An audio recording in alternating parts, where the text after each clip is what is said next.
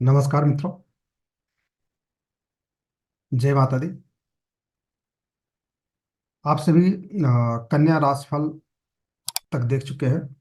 अब बात करते हैं तुला राशिफल। जैसा कि आप सभी जानते हैं कि तुला तराजू को कहते हैं, वैसा ही स्वभाव तुला राशि वालों का होता है।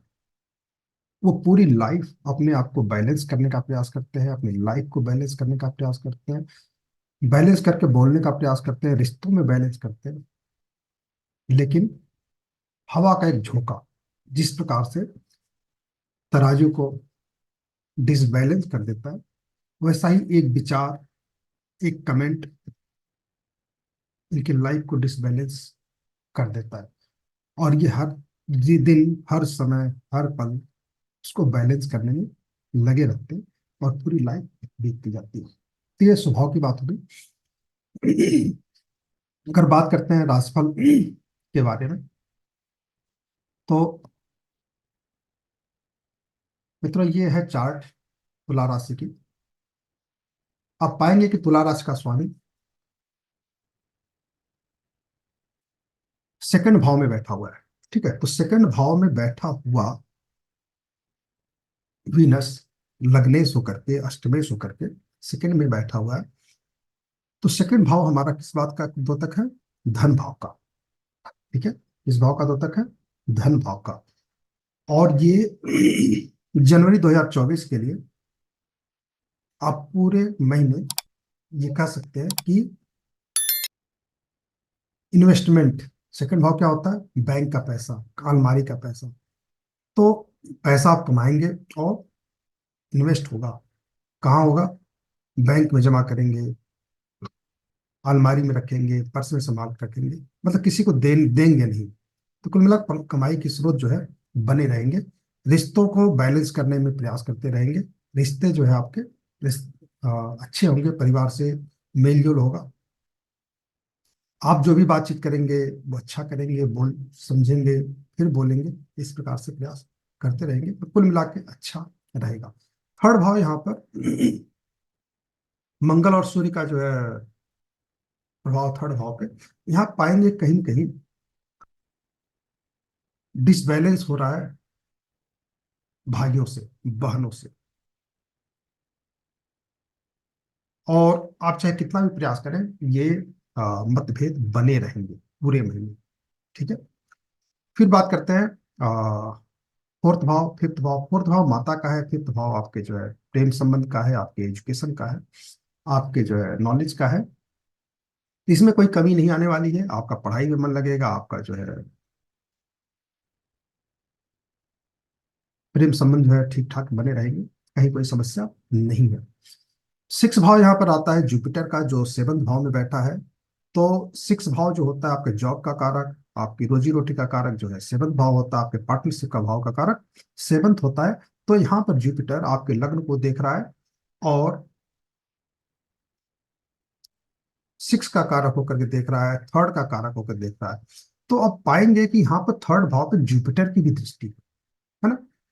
तो भाइयों से मतभेद रहेंगे, लेकिन जुपिटर की दृष्टि होने से उनसे बहुत ज्यादा अलगाव नहीं होगा। सिर्फ मन भेद रहेगा, मतभेद रहेगा। वो फिर धीरे धीरे ठीक हो जाएगा। ठीक है, एक आध महीने बाद से ठीक हो जाएगा। तो जनवरी के महीने में थोड़ा बहुत रहेगा, दूरियां रहेंगी, लेकिन उससे बहुत घबराने की जरूरत नहीं है। ठीक है, नाइन्थ भाव का कारक मिथुन, मिथुन का कारक यहाँ पे बुध बना हुआ है, जो सेकंड में बैठा हुआ है। 7 तारीख को ये चला जाएगा थर्ड भाव में। तो इस भाग्य भाव पे अपनी दृष्टि डालेगा, लेकिन ये सूर्य के साथ, मंगल के साथ कोई बुरा प्रभाव तो नहीं है।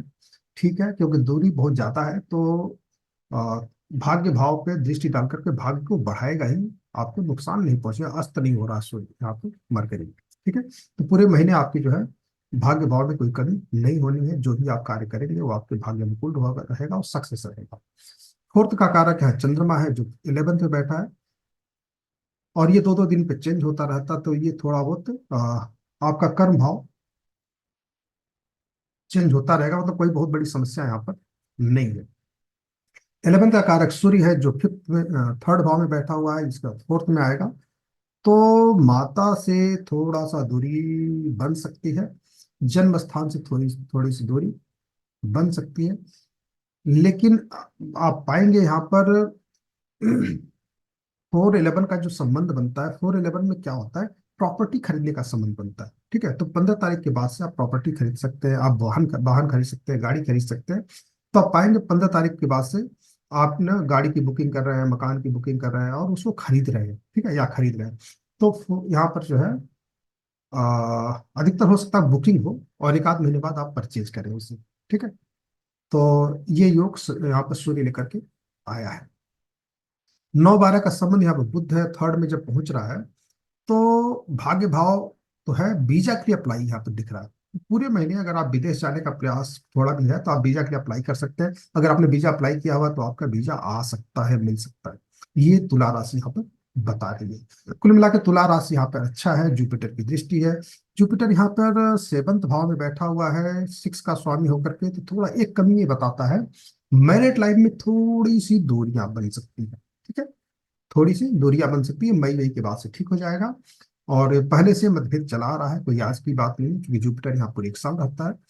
तो थोड़ा बहुत संबंध में दिक्कतें रहती हैं, लेकिन वो धीरे धीरे ठीक हो जाएगी, बहुत से घबराने की जरूरत नहीं। अगर चल रहा है तो 4-5 महीने की और बात है, इसे ठीक हो जाएगी। तो यह है तुला राशि का राशिफल। अगर कोई इसमें आपको लगता है कि कुछ उपचार की जरूरत है, कुछ सलाह की जरूरत है, इस तरह जो प्रेडिक्शन किया गया है, इसमें कहीं भी आपको कुछ सलाह की लेने की जरूरत है, तो आप निश्चित रूप से स्क्रीन पे जो मेरा नंबर आ रहा है, इस नंबर पे कॉल करके आप जो है बात कर सकते हैं। दूसरा, अगर आप एस्ट्रोलॉजी सीखना चाहते हैं तो डिस्क्रिप्शन में लिंक दिया हुआ है, वहां से आप एस्ट्रोलॉजी गुरु ऐप डाउनलोड कर सकते हैं। एक नया ऐप भी बन रहा है, अगर हो सकता है कि नेक्स्ट मंथ तक या इस महीने के लास्ट तक बन जाए, तो हम आप लोगों को फिर उस साइट पे शिफ्ट कर देंगे। और लेकिन आप हमसे जुड़े रहेंगे किसी न किसी तरीके से। ज्योतिष सिखाना है तो आप जूम से हम जो है ऐप पे शिफ्ट हो चुके हैं, तो ऐप के माध्यम से आप जो एस्ट्रोलॉजी सीख सकते हैं। तो आप ऐप को डाउनलोड कीजिए और ज्योतिष सीखने की तरफ आगे बढ़िए। ठीक है, धन्यवाद।